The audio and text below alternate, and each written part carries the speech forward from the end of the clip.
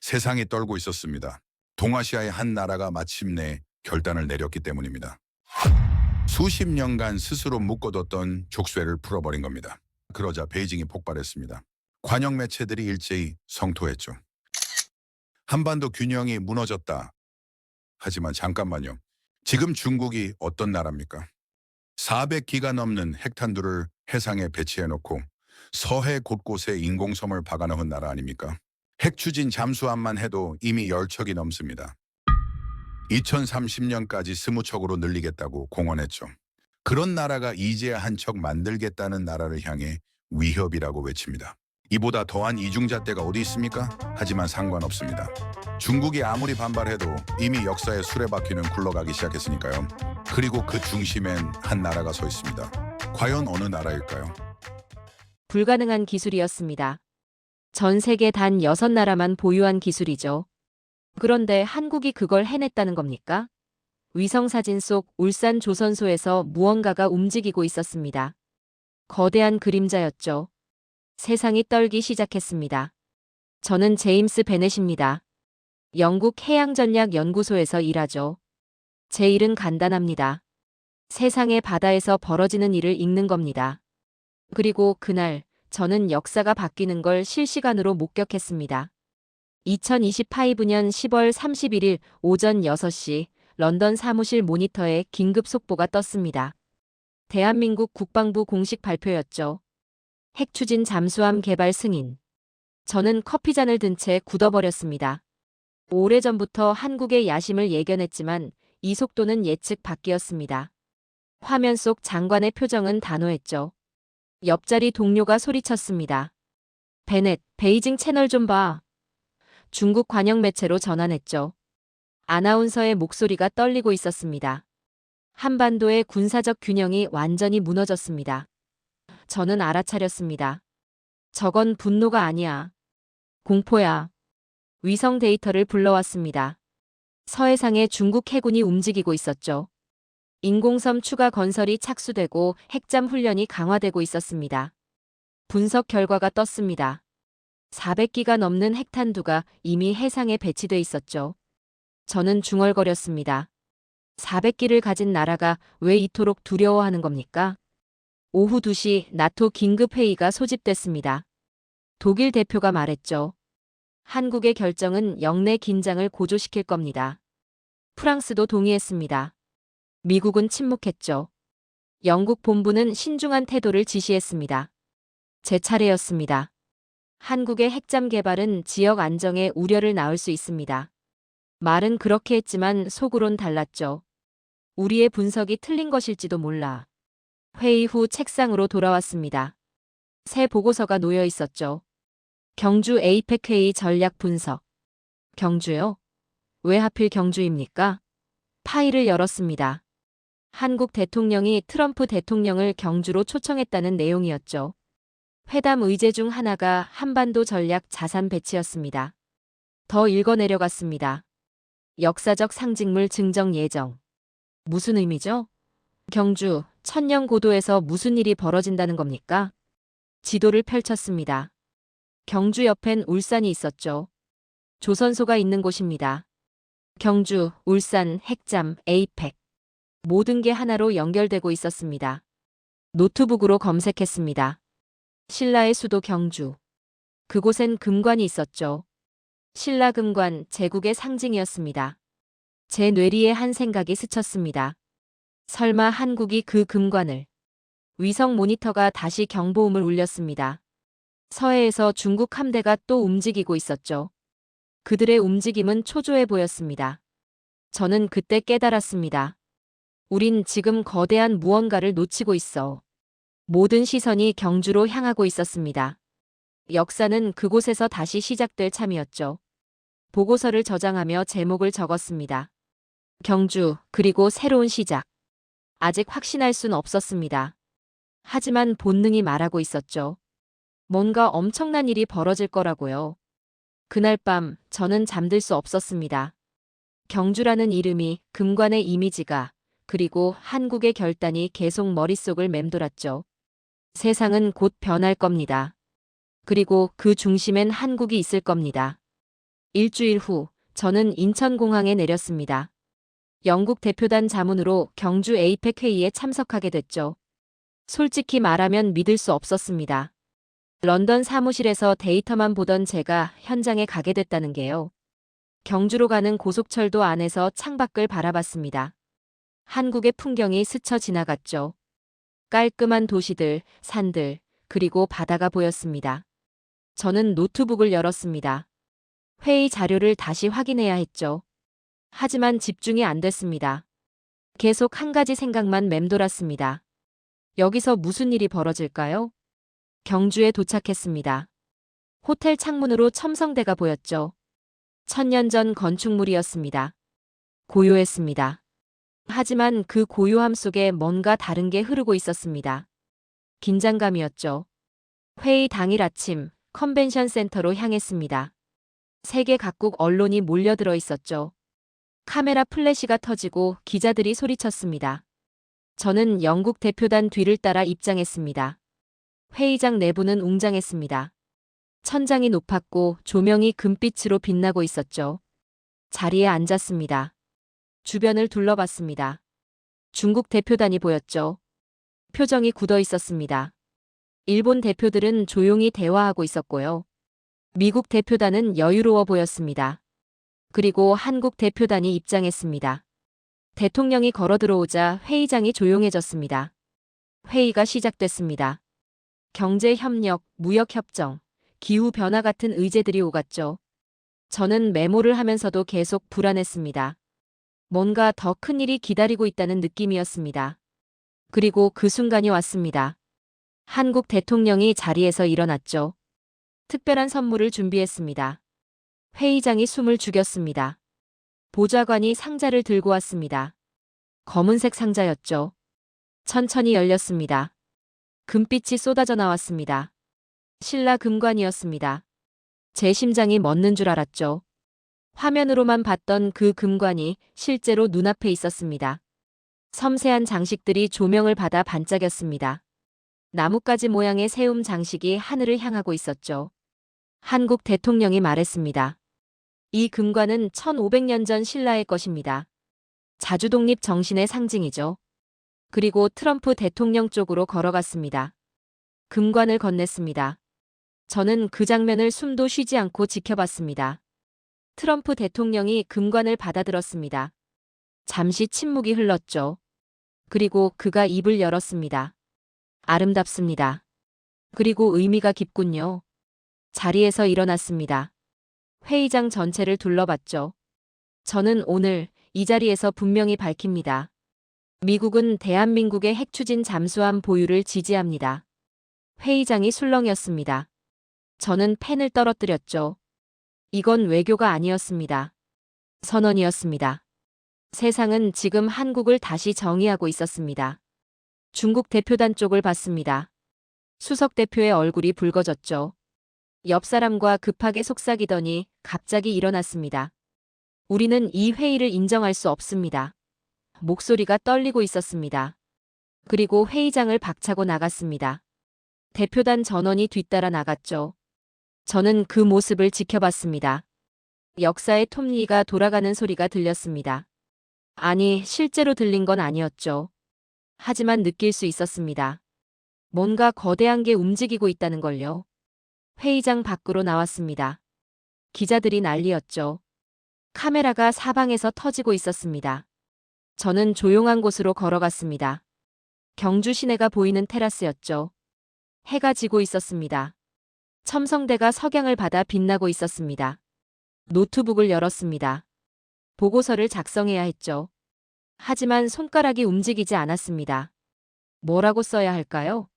오늘 본 걸 어떻게 설명할 수 있을까요? 결국 한 문장만 적었습니다. 그날 세계의 축이 바뀌었다. 그게 전부였습니다. 더 이상의 설명은 필요 없었죠. 저는 하늘을 올려다봤습니다. 별들이 하나씩 나타나고 있었습니다. 1000년 전에도 이 별들을 봤겠죠. 신라 사람들이요. 그들도 이런 순간을 경험했을까요? 역사가 바뀌는 순간을요. 호텔로 돌아왔습니다. 침대에 누웠지만 잠이 오지 않았죠. 금빛 금관이 계속 눈에 밟혔습니다. 그리고 한국 대통령의 목소리가 귓가에 맴돌았습니다. 자주독립 정신의 상징입니다. 그제야 이해했습니다. 이건 단순한 외교 행사가 아니었어요. 선언이었습니다. 한국이 세상에 말하고 있었던 겁니다. 우리는 이제 스스로 결정한다고요. 경주에서 런던으로 돌아온 다음 날이었습니다. 사무실에 출근하자마자 긴급 보고가 올라와 있었죠. 제목을 보는 순간 숨이 막혔습니다. 서해 비상사태 다시 중국 해군 대규모 실탄 훈련 개시. 위성 영상을 열었습니다. 화면이 붉은색으로 가득했죠. 중국 군함들이 서해 전역에 퍼져 있었습니다. 구축함, 호위함, 잠수함까지요. 실탄 사격이 진행 중이었습니다. 저는 데이터를 분석했습니다. 참가 함정이 50척이 넘었죠.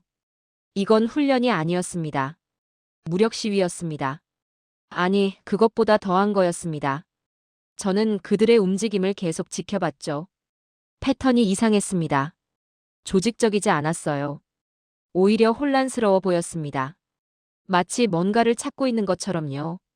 그때 깨달았습니다. 이건 무력 시위가 아니야. 절박함이야. 동료가 다가왔습니다. 베넷, 이거 봐. 새로운 파일을 건넸죠. 기밀 문서였습니다. 한국 해군의 신형 잠수함 관련 정보였어요. 파일을 열었습니다. 첫 페이지부터 충격이었죠. KSSX 프로젝트 다시 완전 무소음 자망 기술 적용. 저는 계속 읽어내려갔습니다. 신형 추진 시스템, 특수 외피 코팅, 그리고 결정적인 문장이 나왔습니다. 중국 해군 탐지망 무력화 확인됨. 손이 떨렸습니다. 중국의 탐지망이 그들을 포착하지 못했다는 겁니까? 그래서 저렇게 혼란스러운 거였군요. 그들은 지금 보이지 않는 적을 찾고 있었던 겁니다. 더 깊이 파고들었습니다. 기술 세부 사항을 분석했죠. 한국이 자체 개발한 핵연료 설계가 있었습니다. 농축 우라늄 기술이었어요. 저는 의자에 기대 앉았습니다. 그들은 이미 해답을 가지고 있었던 겁니다. 우리가 모르는 사이에요. 오후에 나토 본부에서 연락이 왔습니다. 긴급 브리핑 요청이었죠. 화상회의실로 들어갔습니다. 유럽 각국 대표들이 이미 접속해 있었습니다. 독일 대표가 먼저 말했습니다. 한국이 핵잠을 가지면 동아시아 균형은 끝납니다. 프랑스 분석관도 거들었죠. 중국의 반발이 이 정도인데 앞으로는 어떻게 되겠습니까? 모두들 우려의 목소리를 냈습니다. 저는 듣고만 있었습니다. 그들의 말이 틀렸다는 걸 알았으니까요. 제 차례가 왔습니다. 저는 천천히 말했습니다. 아닙니다. 이제야 진짜 균형이 시작된 겁니다. 회의실이 조용해졌죠. 중국은 400기의 핵탄두를 가지고 있습니다. 한국은 단 한 척의 핵잠도 없었죠. 그게 균형이었습니까? 독일 대표가 반박했습니다. 하지만 지역 긴장이. 저는 그의 말을 끊었습니다. 긴장은 이미 있었습니다. 다만 우리가 눈을 감고 있었을 뿐이죠. 회의가 끝났습니다. 동료들의 시선이 차갑다는 걸 느꼈죠. 하지만 상관없었습니다. 저는 진실을 말했을 뿐이니까요. 사무실로 돌아와 위성 데이터를 다시 확인했습니다. 서해의 중국 함대가 여전히 움직이고 있었죠. 하지만 이제는 다르게 보였습니다. 그들의 분노 뒤에 공포가 숨어 있었던 겁니다. 한국 기술 자료를 다시 펼쳤습니다. 상세한 설계도들이 있었죠. 추진 시스템, 냉각 장치, 제어 시스템까지요. 모든 게 자체 기술이었습니다. 외국 기술을 베낀 게 아니었어요. 처음부터 끝까지 그들이 만든 겁니다. 저는 감탄했습니다. 그들은 이미 강대국의 언어를 사용하고 있었던 거예요. 우리가 평가할 위치가 아니었죠. 오히려 우리가 배워야 할 입장이었습니다. 노트북을 열어 보고서를 수정했습니다. 기존에 썼던 내용을 지웠죠. 새로 작성했습니다. 대한민국 해군력 평가 다시 재분류 필요. 그리고 결론 부분에 한 문장을 추가했습니다. 한국은 이미 강대국이다. 창밖을 바라봤습니다. 런던의 하늘은 흐렸죠. 하지만 제 마음은 맑았습니다. 이제 확실히 알았으니까요. 세상은 변하고 있었습니다. 그리고 그 변화의 중심엔 한국이 있었죠. 위성 모니터를 다시 확인했습니다. 중국 함대의 움직임이 느려지고 있었어요. 지쳐가는 것처럼 보였습니다. 그들도 알았을 겁니다. 이미 게임이 바뀌었다는 걸요. 저는 마우스를 내려놓았습니다. 더 이상 분석할 게 없었죠. 데이터는 명확했습니다. 한국의 기술은 이미 서방의 보고서 너머에 있었습니다. 그들의 잠수함은 소리 없이 사라졌고 남은 건 침묵뿐이었죠. 그날 저녁 보고서를 본부에 제출했습니다. 회신이 빨리 왔습니다. 재검토 요청. 저는 웃었습니다. 그들도 믿기 힘든 거겠죠. 하지만 진실은 변하지 않았습니다. 책상 서랍을 열어 경주에서 찍은 사진을 꺼냈습니다. 금관 사진이었죠. 그 금빛이 여전히 눈부셨습니다. 저는 사진을 책상 위에 놓았습니다. 매일 볼 수 있도록요. 잊지 않기 위해서였습니다. 한국이라는 나라를요. 런던으로 돌아온 지 이틀 후였습니다. 나토 본부에서 긴급 전략회의 소집 통보가 왔죠. 유럽 각국이 불안감을 표출하고 있었습니다. 경주에서의 그 장면이 너무 강렬했던 겁니다. 회의실에 들어서자 이미 10여 명이 앉아 있었습니다. 독일, 프랑스, 이탈리아, 스페인 대표들이었죠. 모두 심각한 표정이었습니다. 의장이 회의를 시작했습니다. 경주 회담 이후 동아시아 정세가 급변하고 있습니다. 우리의 입장을 정리해야 합니다. 독일 대표가 먼저 발언했습니다. 한국의 핵잠 보유는 영내 군비 경쟁을 촉발할 겁니다. 우리는 이를 우려합니다. 프랑스도 거들었죠. 미국의 일방적 지지 선언은 동맹 내부 협의를 무시한 겁니다. 분위기가 점점 무거워졌습니다. 이탈리아 분석관이 말했습니다. 중국과의 관계도 고려해야 합니다. 그들의 분노가 심상치 않습니다. 모두들 고개를 끄덕였죠. 제 차례가 왔습니다. 저는 심호흡을 했습니다. 저는 다르게 봅니다. 회의실이 조용해졌죠. 한국의 이번 결정은 자주국가의 자연스러운 진화입니다. 그들은 자신의 안보를 스스로 책임지려는 겁니다. 독일 대표가 눈썹을 치켜 올렸습니다. 베넷, 자네 정신이 있나? 한국이? 그들에겐 아직 핵잠 기술이 없잖나. 다른 사람들도 웃었습니다. 비웃음이었죠. 저는 계속 말했습니다. 제 분석으론 한국은 이미 준비가 되어 있습니다. 기술적으로도 말이죠. 프랑스 대표가 코웃음 쳤습니다. 근거가 있나? 저는 대답했습니다. 데이터가 그렇게 말하고 있습니다. 회의가 끝났습니다. 복도로 나오는데 동료들의 시선이 차갑다는 걸 느꼈죠. 누군가 속삭이는 소리가 들렸습니다. 베넷이 이상해졌어. 경주 다녀오더니. 사무실로 돌아왔습니다. 책상 위에 빨간 봉투가 놓여 있었습니다. 뜯어봤죠. 영국 방위산업청 내부 문서였습니다. 최고 기밀이었어요. 그런데 어떻게 제 책상에 있는 겁니까? 파일을 열었습니다. 첫 페이지에 한국 핵연료 기술 독자 보유 확인이라고 적혀 있었죠. 저는 숨이 멎었습니다. 계속 읽었습니다. 한국이 자체 핵연료 기술을 이미 완성했다는 내용이었습니다. 농축, 가공, 재처리까지 전 과정을요. 손이 떨렸습니다. 그들은 우리보다 먼저였던 겁니다. 우리가 한국을 평가하고 있을 때 그들은 이미 완성해 놓고 있었던 거죠. 그날 저녁 집에 돌아와 뉴스를 켰습니다. 영국 BBC였죠. 앵커가 말하고 있었습니다. 영국 국방 전문가 제임스 베넷이 나토 회의에서 친한국 발언을 해 논란입니다. 화면에 제 사진이 떴습니다. 리포터가 계속 말했습니다. 베넷은 한국의 핵잠 개발을 옹호하며 자주국가의 권리라고 주장했습니다. 이는 영국 정부 입장과 배치되는 발언입니다. 제 발언이 완전히 왜곡되어 있었죠. 전화가 울렸습니다. 상사였습니다. 베넷, 자네 뭐 하는 건가? 언론이 난리야. 내일 본부로 출두하게. 전화가 끊겼습니다. 저는 소파에 주저앉았습니다. 다음 날 아침 영국 국방부 본부로 갔습니다. 조사위원회가 구성되어 있었죠. 3명의 고위 관계자가 앉아 있었습니다. 가운데 앉은 사람이 물었습니다. 베넷, 자네는 어느 나라 사람인가? 저는 어이가 없었습니다. 영국인입니다. 당연히. 그가 다시 물었습니다. 그런데 왜 한국을 옹호하나? 동맹국인 중국의 우려는 무시하고 저는 대답했습니다. 저는 데이터를 분석했을 뿐입니다. 감정이 아니라요. 신문은 2시간 동안 계속됐습니다. 그들은 제게 경고했죠. 앞으로 조심하게. 자네의 발언은 영국 정부를 대표하는 거야. 저는 고개를 숙였습니다.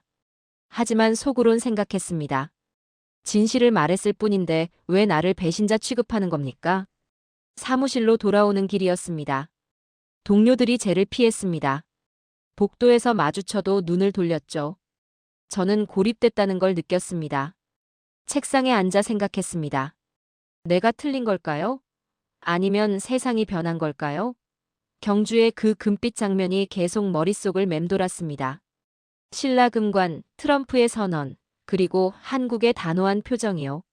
노트북을 열었습니다. 데이터는 거짓말하지 않았습니다. 제 계산이 틀린 게 아니었어요. 한국은 기술을 숨긴 게 아니었습니다. 세상이 눈을 감고 있었던 거죠. 저는 결심했습니다. 이젠 내가 직접 확인해야 해. 그들의 바다를 직접 보러 가야 해. 인터넷으로 검색했습니다. 서울행 비행기 표였죠. 클릭했습니다. 예약 완료. 창밖을 바라봤습니다. 런던의 하늘은 여전히 흐렸습니다. 하지만 제 마음은 결정됐죠. 진실은 현장에 있을 겁니다. 한국에요. 인천공항에 다시 내렸습니다. 이번엔 혼자였죠. 영국 대표단도 없었고 공식 일정도 없었습니다. 영국 언론은 이미 저를 조롱하고 있었습니다. 해직된 연구원, 한국행 택해. 상관없었습니다. 진실을 확인하러 온 거니까요. 울산으로 가는 기차를 탔습니다. 창밖으로 풍경이 스쳐 지나갔죠. 공장들, 크레인들, 그리고 바다가 보였습니다. 조선소가 있는 도시였습니다. 제 심장이 빨리 뛰기 시작했죠. 호텔에 짐을 풀고 연락처를 확인했습니다. KSSX 프로젝트 관계자였죠. 런던에서 비공식 채널로 연결된 사람이었습니다. 문자를 보냈습니다. 울산 도착했습니다. 답장이 빨리 왔습니다. 내일 오전 10시 조선소 북문. 그날 밤 잠을 이룰 수 없었습니다. 내일이면 직접 볼 수 있을 겁니다. 그들의 기술을요. 그들의 잠수함을요. 다음 날 아침 택시를 타고 조선소로 향했습니다. 거대한 크레인들이 하늘을 가득 메우고 있었죠. 용접 불꽃이 사방에서 터지고 있었습니다. 살아 숨쉬는 현장이었습니다. 북문 앞에 한 사람이 서 있었습니다.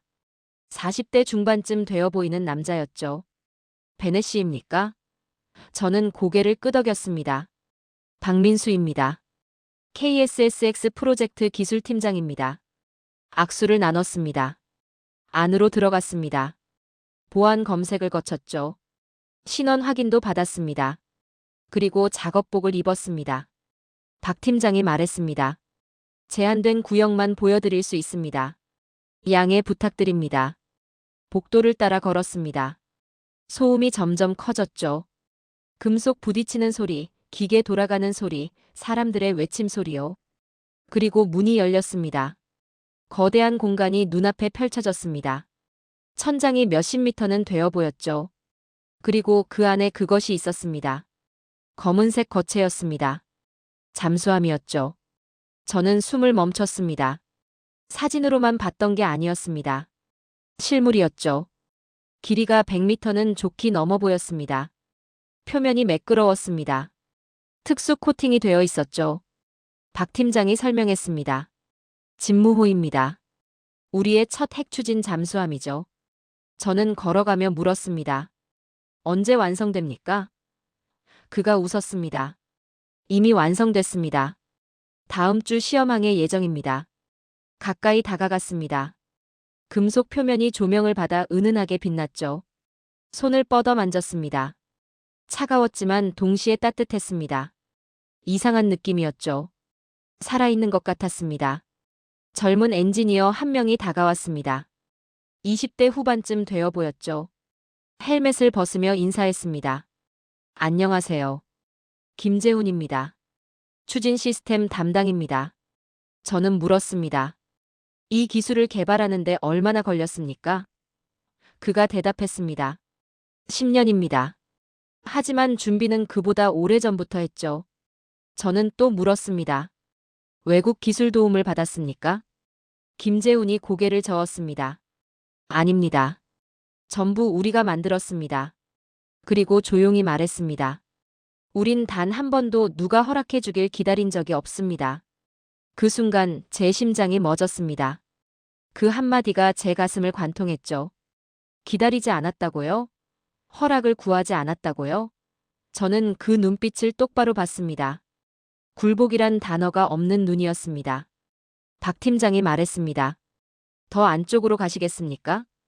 저는 고개를 끄덕였습니다. 계단을 올라갔죠. 좁은 통로를 지나 내부로 들어갔습니다. 핵 추진 모듈이 보였습니다. 완전히는 볼 수 없었지만 일부가 보였죠. 복잡한 배관들, 제어 장치들, 그리고 중심부의 반응로였습니다. 저는 숨을 죽였습니다. 이건 함선이 아니었습니다. 살아 숨쉬는 강철의 생명체였죠. 박 팀장이 설명했습니다. 자체 설계한 원자로입니다. 소형이지만 강력하죠. 그리고 무엇보다 조용합니다. 저는 물었습니다. 얼마나 조용합니까? 그가 웃었습니다. 바다 자체보다 조용합니다. 밖으로 나왔습니다. 다시 진무호 전체를 바라봤죠.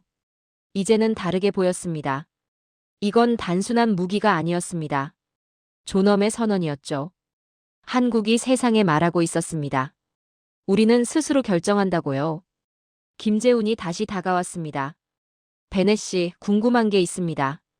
서방에선 우리를 어떻게 봅니까? 저는 솔직하게 답했습니다. 과소평가하고 있습니다. 아직도요. 그가 씁쓸하게 웃었습니다. 그럴 줄 알았습니다. 하지만 상관없습니다. 우린 우리 길을 갑니다. 저는 고개를 끄덕였습니다. 그 말이 맞았죠. 조선소를 나왔습니다. 해가 지고 있었죠. 울산 바다가 붉게 물들고 있었습니다. 저는 노트를 꺼내 한 문장을 적었습니다. 이건 혁명이다. 그 순간 조선소 안에서 환호성이 터졌습니다. 완성이다. 여러 목소리가 외쳤죠. 저는 돌아봤습니다. 사람들이 기뻐하고 있었습니다. 포옹하고 뛰고 소리치고 있었죠. 저는 그 광경을 지켜봤습니다. 눈물이 날 것 같았습니다. 그들은 해냈던 겁니다. 아무도 믿지 않을 때, 아무도 허락하지 않았을 때 스스로 해낸 거죠. 호텔로 돌아와 노트북을 열었습니다. 보고서를 써야 했죠. 하지만 뭐라고 써야 할까요? 어떤 단어로 오늘 본 걸 설명할 수 있을까요? 결국 한 문장만 적었습니다. 나는 더 이상 분석가가 아니다. 그저 경의를 표하는 목격자다. 울산에서 사흘째 되던 날이었습니다. 호텔방에서 노트북을 확인하고 있었죠. 갑자기 박 팀장에게서 문자가 왔습니다. 내일 진무호 시험항의 예정. 관측하시겠습니까? 손이 떨렸습니다. 시험항에요? 이렇게 빨리요? 답장을 보냈습니다. 물론입니다. 그날 밤 잠을 이룰 수 없었죠. 역사적 순간을 목격하게 될 겁니다. 다음 날 새벽 조선소 인근 해군 기지로 향했습니다. 박 팀장이 입구에서 기다리고 있었죠. 관측실로 모시겠습니다. 거기서 위성 데이터와 통신을 실시간으로 볼 수 있습니다. 관측실에 들어갔습니다. 여러 개의 모니터가 벽을 가득 채우고 있었죠. 해군 장교들과 기술진들이 긴장된 표정으로 앉아 있었습니다. 저도 한쪽 자리에 앉았습니다. 오전 6시 진무호가 출항했습니다.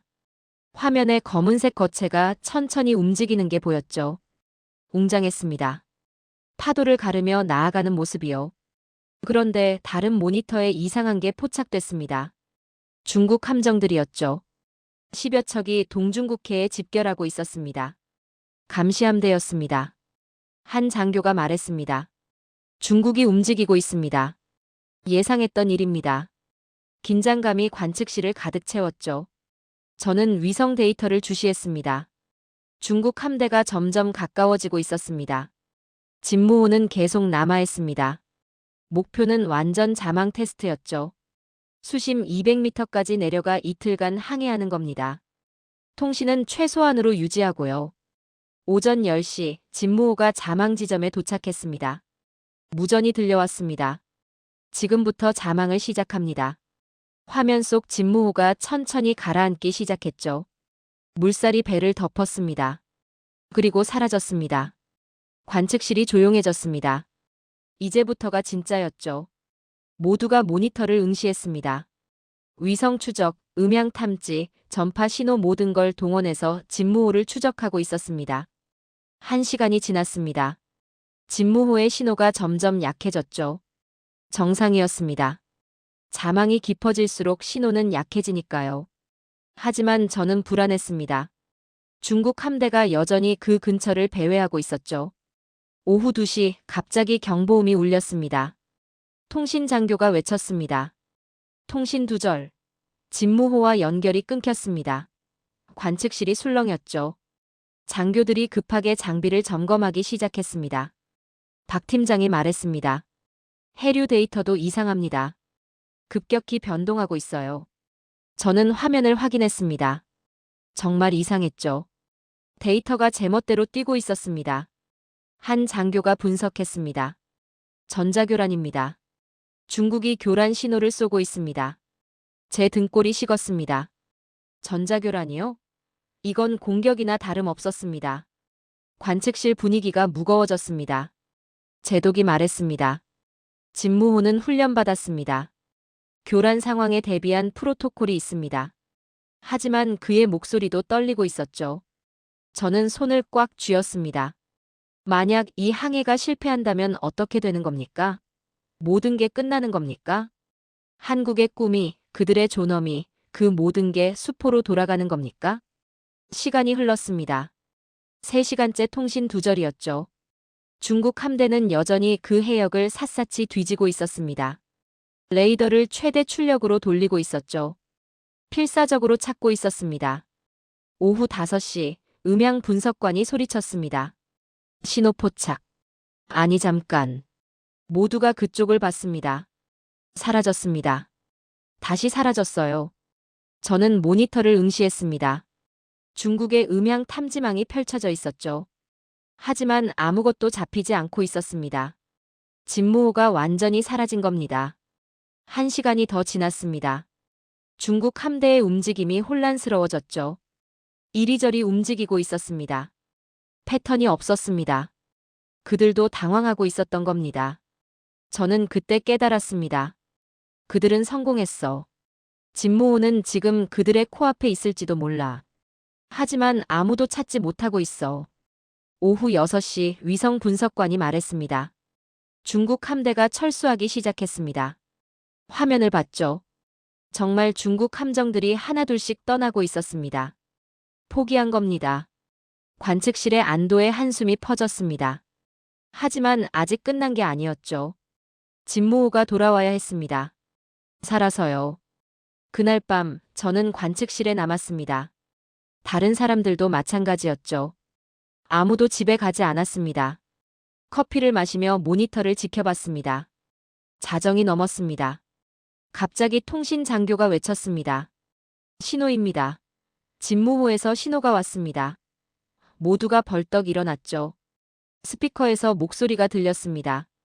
여기는 진무호. 임무 완료. 귀환 중입니다.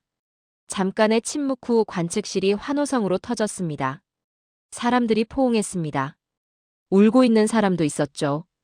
저는 자리에서 천천히 일어났습니다. 창밖을 바라봤습니다. 어두운 바다가 보였죠. 저 어딘가에서 진무호가 돌아오고 있었습니다. 조용히 당당하게요. 그들은 해냈습니다.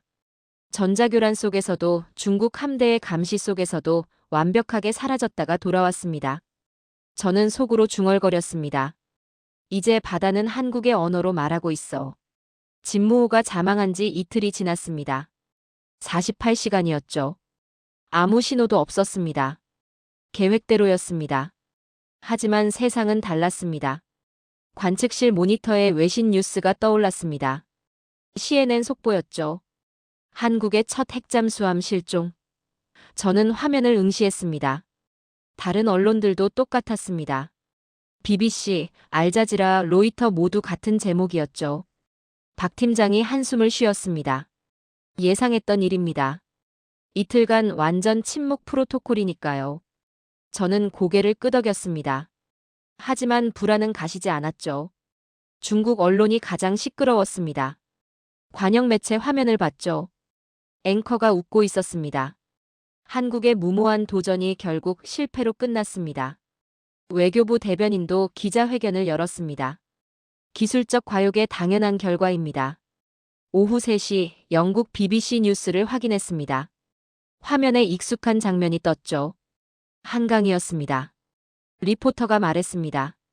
한강의 기적이 이번엔 바다에 가라앉은 것으로 보입니다. 저는 주먹을 쥐었습니다. 그들은 아무것도 모르고 있었습니다. 관측실엔 저를 포함해 5명만 남아 있었습니다. 모두 지쳐 있었죠. 커피잔이 책상 위에 쌓여 있었습니다.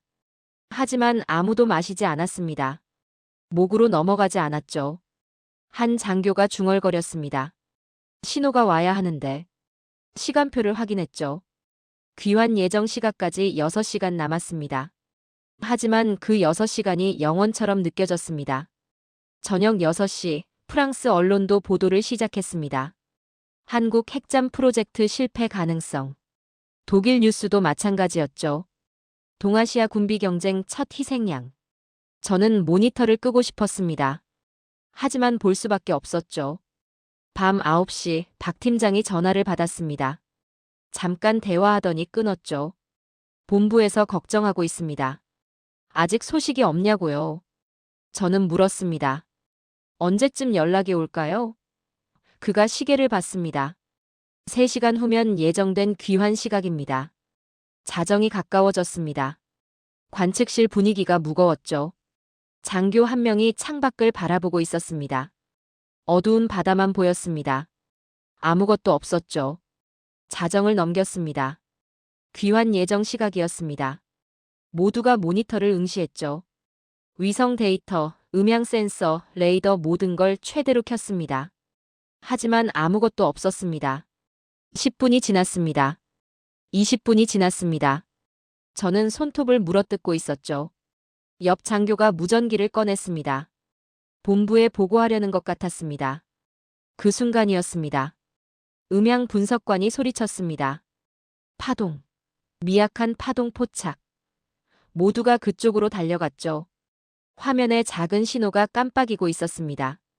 아주 미약했습니다. 확대해봐. 제독이 명령했습니다. 신호가 커졌죠. 그리고 코드가 해독됐습니다. 여기는 진무호. 귀환합니다. 관측실이 폭발했습니다. 환호성이 터져나왔죠.